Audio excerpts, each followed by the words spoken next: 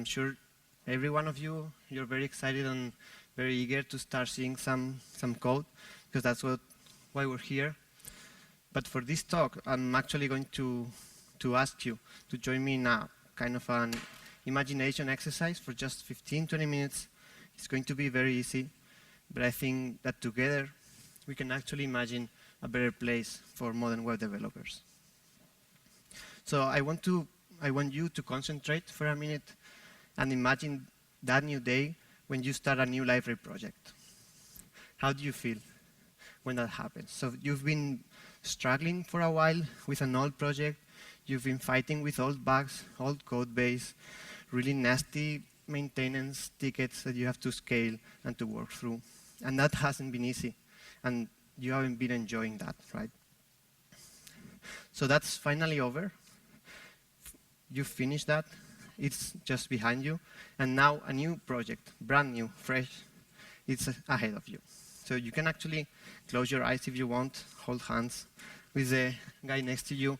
This will help, I assure you. So imagine that moment where your boss or you yourself, you can actually pick what are you going to do for your new project. It's completely new. You don't have anything in front of you, nothing behind, nothing to support. So you can actually, in the end, choose the right tools you want to use. Those new frameworks you've been reading about, right? Those new cool things that you never could use because you were supporting really old systems. So now, at last, you can put them into action. You can experiment. You can do what the cool guys are doing. So that's where we are, in that kind of mindset where everything is ahead of you. You're very excited about the new things you're going to do, the new structures you're going to apply, how you're going to organize your code. Then you sit in front of your computer, you start writing something in Liferay, and this happens. Has anyone ever felt this way before, trying to do something? If not, we can just go.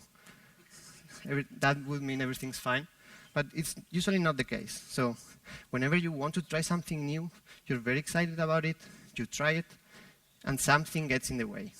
Something just messy was there waiting for you, a surprise, something you didn't expect. It's okay. That's a little bit frustrating. We all know that. That's somehow disappointing, but we're developers. We're experienced, right? We've fought many battles. We're still here. We survived. So you look at the issue. What you usually do is just take a step back, just go around, something like that. Now the issue is there. I can move forward. Okay, problem solved. Now the path is clear again. Everything is in front of us again, right? So hope is renewed. We can start again. Okay, we left our issues behind. So we take another step. And what happens? Another obstacle, and so on and so on. So that usually makes developing, especially for Liferay, a continuous struggle, right? It's very hard to get the things you want done.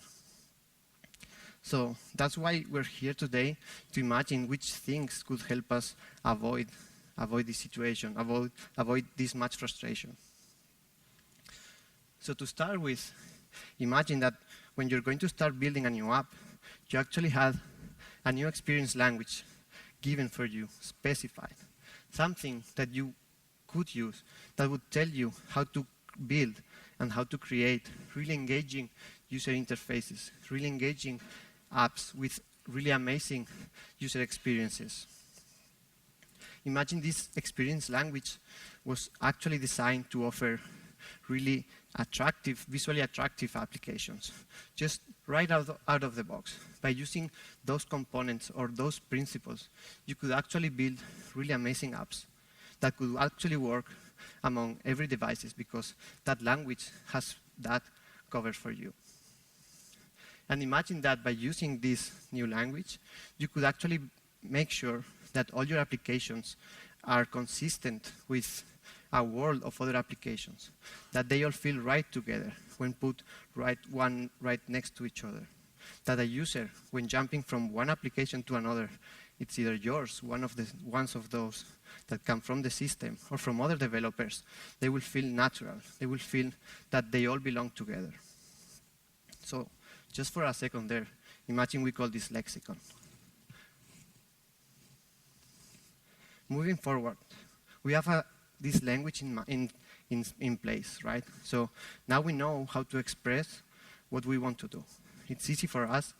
That's been taken care of now. So next thing is, imagine we could use this language in a place, in a world that's truly extensible. In a world that is not extensible as a side effect, just because you can take something out, then just put something that kind of fits in there, and then just fill the holes. Imagine that this world has been designed from the ground to be really extensible. For example, imagine if by using this new experience language, an editing experience could look like this, where the editor and the content, they're very integrated and they feel it's a very fluid experience. And imagine if in a truly extensible world, you could actually target very specific editors, very specific users, so you could actually customize what those experiences and how those experiences look like. For example, by just adding buttons. Imagine that if some user in your system has a specific role, you could actually tell the editing experience to have specific buttons in specific places regarding specific actions that user can do, or in specific applications, or just in specific editors, because of those fields you know that belong to your application, you want them to behave in a specific way. So imagine if you could do this for everything in this extensible world. Imagine too, for example, that we have a system where we can geotag all our entries, right, and show them in a map. That by itself is a very, very powerful feature, right? So everyone could find many applications for this. But in our extensible world, we don't want to just stay there. Imagine that this feature, where you can just print stuff on a map, was also extensible. Imagine that you could swap, just with a flip of a switch, which map provider you're using. So all your data is still there, and the rendering part is pretty much the same, but you could actually plug into many different map providers as you want. And imagine it's not just picking from the ones that are given, right? Imagine that you could actually build your own implementations of maps, for example, to use a different provider, like Bing, like here, so many out there, or to do specific actions that only apply to your business logic. And imagine you could do that following a very clear path, very clear instructions, where you only have to focus about the task at hand. In this case, for example, the mapping. Again, using lexicon, using this new experience language, imagine once and for all, we got rid of that old selecting image experience, which was disappointing in so many levels for every one of us. So imagine now we have some UI that allows us to pick images that looks like this, right? So we've solved an issue where selecting an image wasn't nice, wasn't a pleasurable experience. But in an extensible world, you wouldn't want to just stay there. You would want to go outside. So you don't want to be restricted just by your documents and media library, right? You want to go out there and pick images from Flickr, and from many other image aggregators out there. And imagine if you yourself could not just pick one given from the marketplace, but you could actually develop your own integrations, and that those could play together. So you wouldn't have to care or to worry that they clash into each other, that they collide, that they can live together. You could get as many as you want, because you know they're all following some extensible principles that allow them to play nice together. Imagine how rich that world could be. So now imagine that when it's time for you to build your app, imagine there's more than just one way. It's more than just the usual way we all know. It's worked for us well over the years. Free market, velocity, GSPs. We know that. We know how to get around the issues they have, and we know how to get the job done. But imagine today you could actually use new front-end libraries, front-end tools like Ember, Angular, even React, right? Imagine you could get all those new tools and then just put them into work for your applications. And imagine library wouldn't get in the way, wouldn't prevent you from using those tools, but would actually help you do this. Imagine, going one step further, that you could actually have some kind of technology that would allow you to write your views in a way that could be rendered both in the server side or on the client side. Imagine you could share that same code base. You could reuse them at the same time. You wouldn't have to care about writing two different sets of views. You wouldn't have to care about having two different sets of developers to do the same functionality. Right? Imagine you could have the best of rendering on the server side for a first really fast render phase where you get the content really fast. There's no flickering, no extra waits, extra delays for content. But then you could actually speed up subsequent actions, subsequent user interactions, just by rendering on the client, just by doing some data requests, instead of having the server redo all the work. Imagine how that could help your servers to relieve some of the stress, some of the performance load they have. And imagine that to do all of these things, you could actually pick the tools you want, right? You're not anymore constrained by the tools we use, but you can actually go out there and use the ones you want. For example, in a build system, you could actually go away and use just Gradle, Maven, whatever you want. But for front-end, imagine if you could actually you could integrate the tools you're most comfortable with in the other build system. So you no longer have to get strange ports, strange extra processes to do that, but you could use the tools you like. And imagine when it comes to writing your code, you could actually use the latest features, the latest language features, for example, ES 2015. Imagine that you could start writing today the code that is going to work tomorrow on the browsers. That is still on the works, it's still being implemented. But imagine you could use all those new features like classes, arrow operators, and so on, and you could feel confident that everything will work in every browser. And now imagine that, using all these concepts, these new tools, we put them together and we could actually give you some extra layer on top, some tool that would benefit from really long time experience on working both on the server and on the client, but at the same time goes one step further and takes all those modern concepts, all those modern ideas, and puts them into work. And imagine that this new tool does not get in the way. It's just a tool. It's not something you have to use to get the job done. It's something you can use. If you use it, it will help you. It will help you design a better application. It will help you create a better experience because it will abstract you from the work that's been done under the hood. But it won't get in the way. If you don't want to use it, you won't be forced to. So imagine we call this Metal.js. Now, imagine a world like the software world, where we have many, many, many tools at hand. The software world is a very, very rich world. It's full of awesome libraries, third-party projects, and stuff that guys with a lot more knowledge than us in various areas know and have built, and we could use. And in the front-end world, it's actually much richer. It's evolving in a much faster pace. So imagine you could actually go there to Bower, for example. You could actually grab components, grab those libraries that others have used, that others have created, and just use them in your project. Imagine you could even go to NPM. There are tons of libraries there, tons of downloads. Everyone is using them. So why can't I? Why can't we use the same things everyone is using?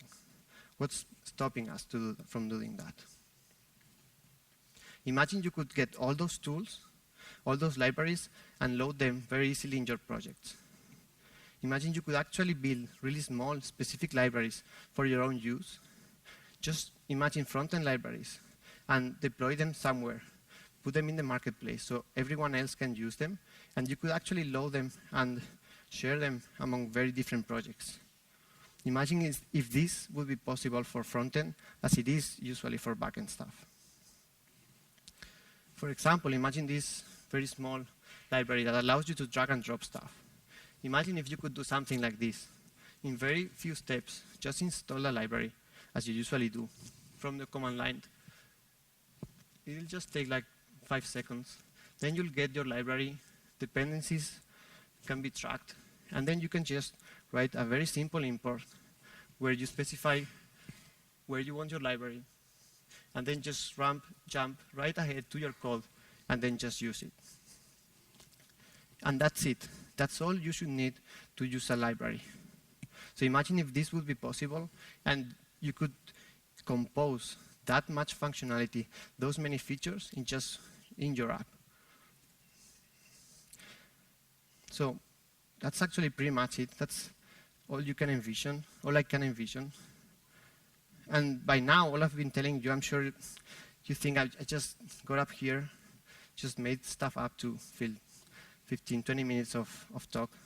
But actually, that's not just it. Most of what we've already seen is ready, is available, and will be available in Liferay 7. So you can expect a new world, a new way of doing things. And it's not just me. I'm not alone in here in this quest to make Liferay a better place, a more enjoyable platform. So everyone here, as well as you, I'm sure you want it to, but everyone in Liferay, from engineers, sales marketing, human resources, everyone is committed to create a better platform for you guys. So what we actually need is your help. We need your help to let us know what things are bothering you, what things get in the way, what things hurt you, and what things you actually dream of, what do you want to do with Liferay. So we really need you to come out, reach out to us, and just let us know what could we do better. Because I know, together, we could definitely make Liferay a better place for everyone. Thank you.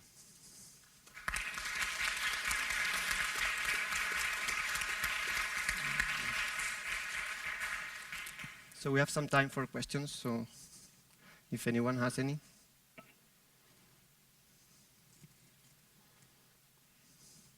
No questions?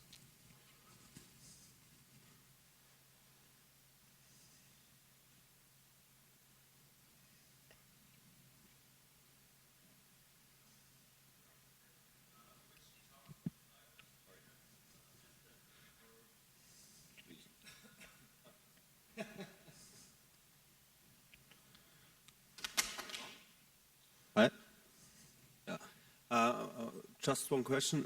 Which JavaScript libraries do you have tried for Liferay 7, or just tried to make a demo out of them so that you say, okay, this is working good? Yeah, so I remember we've tried Angular in the past and React, but not extensively. So this is not this is what we want to do. We want to see. That's why we've been asking you yesterday in the conference, for example, what guys are you doing? So what guys should we try? So right now there's no real work on this done. This is something we want to explore, how to make, but that's our goal. We want to make integration as easy as possible, right? Even with the new SPA stuff and everything. We know there are some obstacles because some other partners or clients have been trying to do this kind of stuff. And there's some work that's been done, and we know how to fix some of those issues, but right now there's not that much. We've been using React, for example, in the editor. So it's inside Liferay. We know we can use React, for example, and it doesn't get in the middle. But we've not gone to the extent of building a big React app, for example.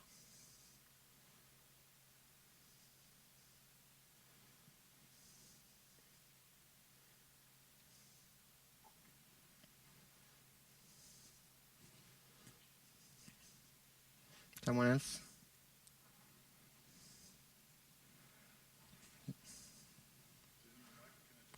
If you're loud enough, yes.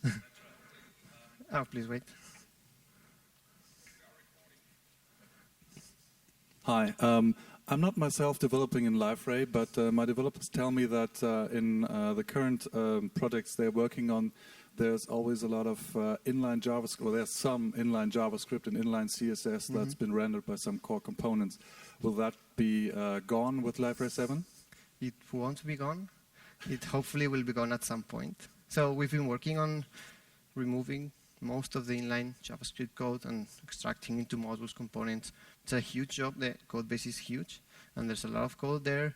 Some new code is being introduced that gets out of hands or we don't control. So yeah, the goal is to get all of that out of the template, so to say, and we hopefully could actually go to some other kind of templates where they're actually just templates, right? So this is right now not possible because how everything is mixed and intertwined.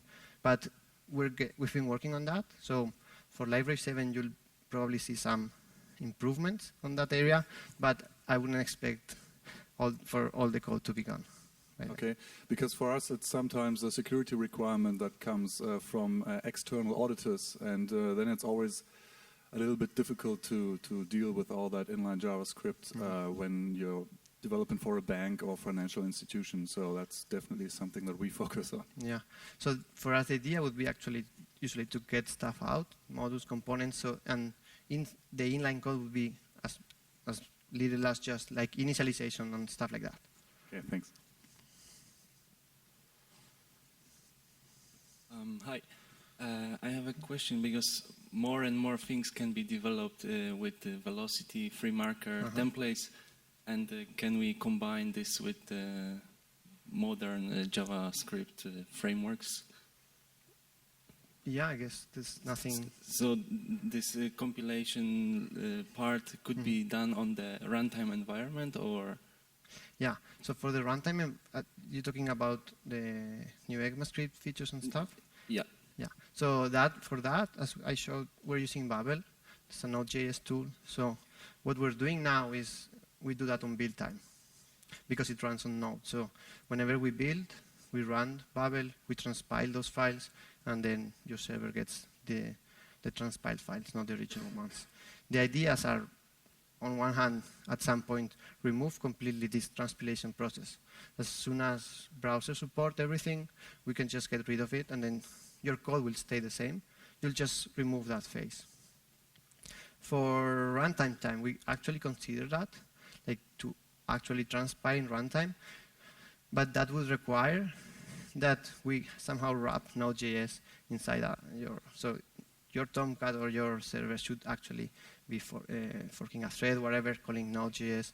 This somehow creates more issues about performance, about how to really pack everything together. So right now we're not doing it. It's not that it should be very hard to do, so I can imagine different ways to do that, but I don't think we'll be doing it. So, but in any case, our transpilation tools, we're building them in different languages now, following this modularity path we've taken. So you can actually just grab the specific transpile task, like for Gradle or for Maven or for Ant, whatever, and then just plug it into your build system. So you could actually integrate it into how it works.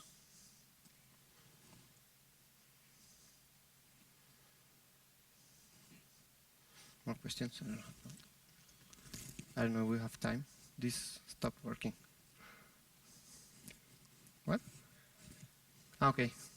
So 5 minutes, any more questions? If not, okay. Wait, please hear them here.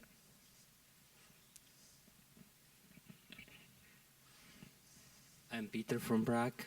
I have a question. We have seen a lot of quite useful JavaScript, very powerful technologies like React and Angular. And my doubt is about, because Liferay is somehow packing all these JavaScript from the portlets which are put to the pages and serve it somehow to the clients. And we have a lot of problems that if we mix a lot of different technologies, the even packed JavaScript are too big. And we are somehow like traffic and performance problem. So did you do some research in Liferay 7? How to somehow divide those to some pluggable package to probably not for all and just administrators, but for different kind. I mean, I mean, JavaScript separation for different roles. Do you think like that to have a better throughput using different? You know? Did you get it? The idea, the problem? Yeah.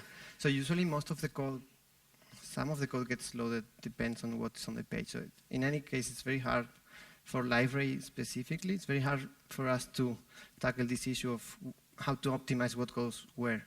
So usually the best thing we have is combo loader, where you grab everything together, you just make a single request. That's pretty much as you can do. If you know the whole content of your page, I'm sure we can do better optimizations, like if there's something that's very static, very specific, that you know in advance. But the moment you start playing, as you said, with portlets and everything, then it gets very dynamic thing where caching, for example, can get broken very easily because paths change if you're trying to create big aggregations of files and everything. So I'm not aware of any extra work that's been on that sense, but we can actually grab someone later on.